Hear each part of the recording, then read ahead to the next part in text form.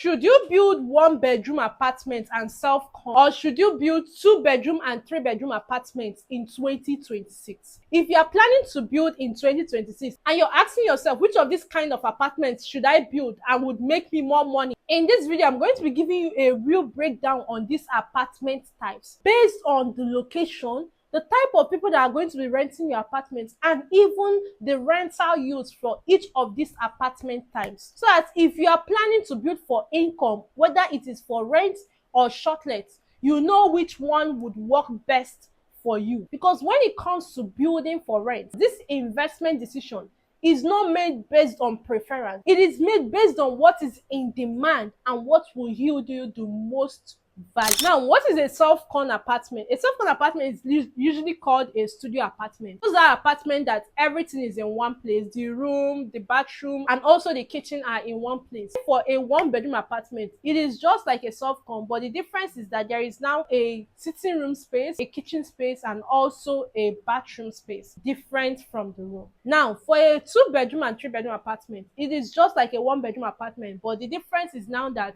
it has 2 more bedrooms, and then for the 3 bedroom, it has 3 more bedrooms. Who rents this kind of apartments in Nigeria? When it comes to a 1 bedroom apartment and a self-con apartment, the major renters of this kind of apartment are young people, young professionals that don't have children yet, like they have not started building families yet, young people that are just starting out their lives, students, and also young workers. For a 2 bedroom and 3 bedroom apartment, the people that usually rent it are families. There are people that just started a new family, and people that are expanding their family. They have not built their own house yet, so they are living in a 3 bedroom apartment or a 2 bedroom apartment. And also some young people, very small amount of young people, rent a 2 bedroom apartment as well. Understanding the kind of renters would actually inform your decision when it comes to the kind of apartment you need to build. Should you build for young people or should you build for family? That is just the easiest way to put it. Which one will give you the most money? Is it when you build for young people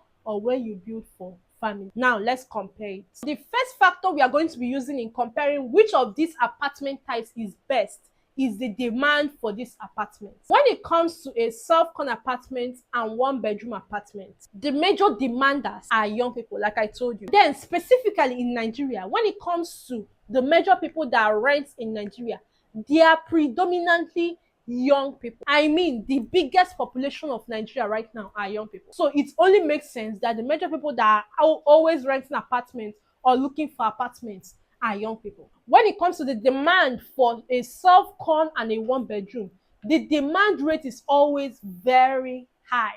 So there is a large tenant pool, a large number of people that are looking for 1 bedroom apartments and self-con apartments to rent. Now, knowing this, you already know that the market needs more units of self-con and 1 bedroom apartments, because that is the major things that people want demand for. And because of that, there is always going to be a fast rent turnover. This is the major advantage of this. Majority of the people that rent 1 bedroom and self-con apartments are young people, and these young people are still growing, both in their age and also in their income potential.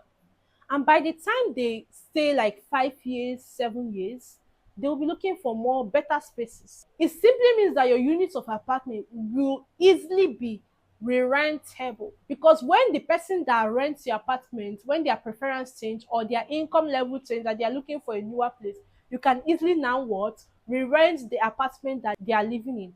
And by re-renting, it also gives you an opportunity to increase your rent whenever you want without any stress. It's one of the major advantage of the fast rental turnover that comes from renting self-con and 1 bedroom apartments. When it comes to 2 bedroom and 3 bedroom apartments, like I said, the major people that rent it are families and just very few percentage of young people. These people are very long-term tenants. There are families that can stay in your apartment for 10 years, 20 years, 15 years. And because they are staying that long, whenever you want to change your rent, it's going to be a little bit difficult, because they'll be like, why are you changing rent? And all of those kind of things. Of course, your apartment will always be occupied, but you have more long-term tenants that might reduce your flexibility for what you want to do in your apartment. So the good thing about the 2-bedroom and the 3-bedroom apartment is that the people that rent it stay for long, but there are a very few amounts of people that are looking to rent it. Because the people that rent 2-bedroom and 3-bedroom are very stable renters, the demand for 2-bedroom and 3-bedroom in any market is not usually as high as the demand for 1-bedroom and self-con apartments. So that is the difference when it comes to the demand for these two categories of apartments. Second factor we are going to be using for this comparison is the number of units you can build in a plot. Now note this, when you are building for income or you're building for cash flow, your return on investment comes from the amount of units you can have in a particular plot of land. So if you are building a 2-bedroom and 3-bedroom apartment, you will be having a smaller unit of apartments compared to when you are building 1-bedroom apartments and self-con apartments. When it comes to 2-bedroom and 3-bedroom apartments, you can charge higher than 1-bedroom and self-con apartments. But when it comes to the number of units, when you compare the difference between the rental income you make from 1-bedroom and self-con apartments to the rental income you make from 2-bedroom and 3-bedroom apartments, the ones for 1-bedroom and self-con apartments are usually very high because you rent much more apartments. Let me give you a breakdown. When you see an apartment that is predominantly 2-bedroom or 3-bedroom apartments, the apartment can be around 6 units apartment or at most 8 units of apartments that you don't usually see. And let's say the person charge 1 million per apartment, the person will be making around 6 to 8 million every single year. And then there is someone that has 16 to 20 units of self-con and 1-bedroom apartment, and the person is charging between 500 to 800,000 naira per apartment unit.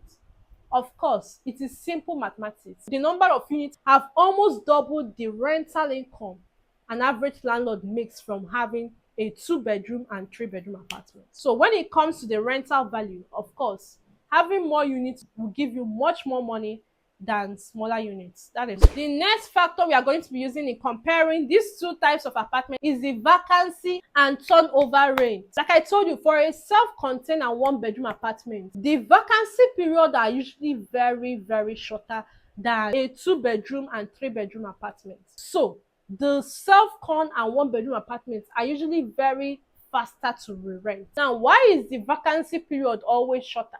Because like I told you, majority of the people that rent self-con and 1-bedroom apartments are young people, and their preference change as they grow. They can start with a self-con, but in the 5 years they would have their own house or relocate to another place and all of those kind of things. So it makes it easier for you to re-rent your self-contained and 1-bedroom apartment. And of course, when you are re-renting, you can change your policy, you can change your rent and do anything you want with your apartment.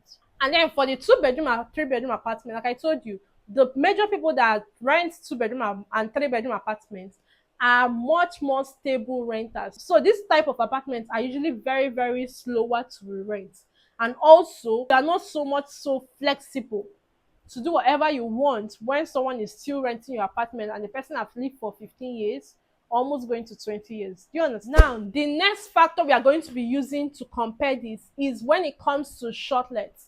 Let's say you are building this apartment now because you want to do a shortlet business, you want to rent it out per day, or you want to rent it out per month to make consistent monthly income. Which one of these apartment types are usually better? This is what I found out in the market. When it comes to the stable shortlet renters, they are also usually young people. Young people that come into the States to do business, young people that come to visit a state or visit their family or visit their friend, young people that are coming for events. So during a big majority of the year, the major renters are also still that young people.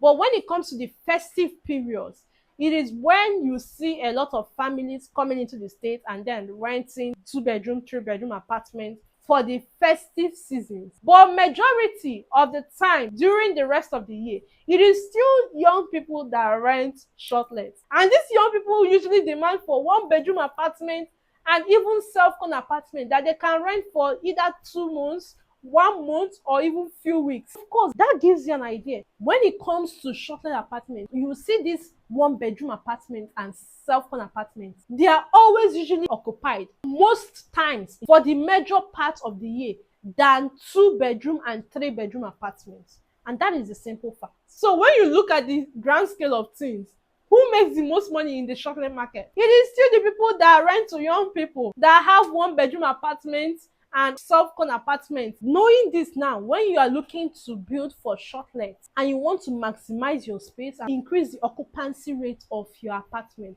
look at who is coming into the state more. Is it families or young people? And what are these young people demanding for?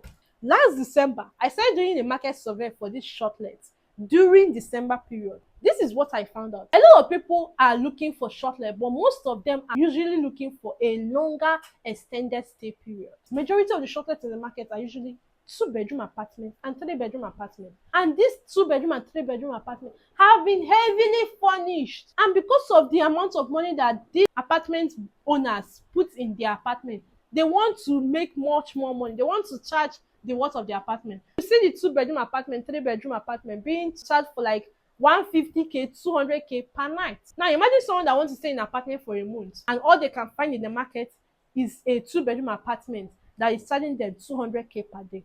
It's already like a thought. They'll be like, oh, let me just go and stay in the hotel. But majority of them, they usually want to stay for an extended period of time. They ask for 1 bedroom and Selfcon apartments. Because why? They are the ones that they can see for like 80k, 50k and pay for 1 month. Now, if someone is paying for an apartment 50k per night for 1 month, are you seeing what I'm seeing? So that's just it. It's as simple as that. These young people demand for 1 bedroom apartment or Selfcon apartment that suits what they want for a comfortable living. And finally, the next factor we are going to be using for this comparison is the location. Do not get me wrong. Each location has what works for them. And there is a way to always know what works for each location. If you enter a location and it is very, very quiet, it tells you one thing.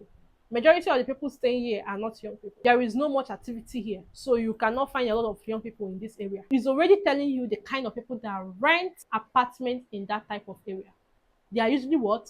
Older people, family that has children and all that. So when you go into a location, you want to check out for what is the movement like, what is activities like. It helps you find out the kind of location that is. If there is high activity and high movement of people, a lot of things going on there, you will usually see a lot of young people staying in that area. And that should tell you that the thing that will work best for that location should be what the young people are demanding for more, which is shortlet and 1 bedroom apartment. And then if you go to another location and buy land and the place is very, very quiet, you should already know that family people go stay here majorly. Let me just build for what?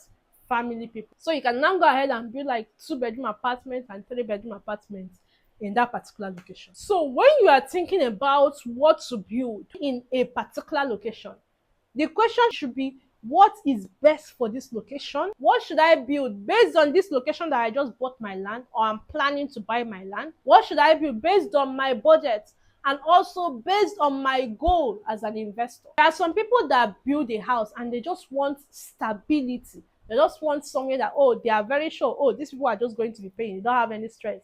And they go ahead and build for stable renters. I will go ahead and build 2 bedroom and 3 bedroom apartments. But there are people that are more cash flow focused. Which one will give me much more money? Which one will give me much more turnover? And that is where you go ahead and build for young people that has much more re-renting turnover, both on yearly rent basis and even short stay or short let basis. That is the easiest way to analyze the kind of building to build for your cash flow purposes. In the location you build, what is this location like? What will work best there? What will do better for me there? And also my budget. I have 200 million to build. With this budget, what can I build that will make me the most out of what I want from my building? And build based on what you want to achieve in that market. If you found this video helpful in any way, go ahead and like this video for me. Subscribe to this channel if you've not, because I'm going to be dropping subsequent updates on building cash flow properties and also building without stress. The ways to build to avoid stress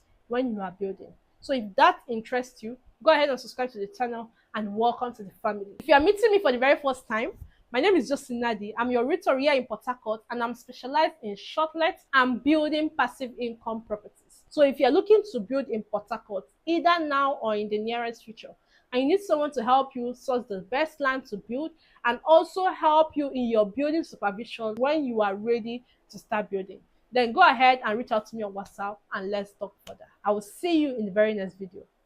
Bye.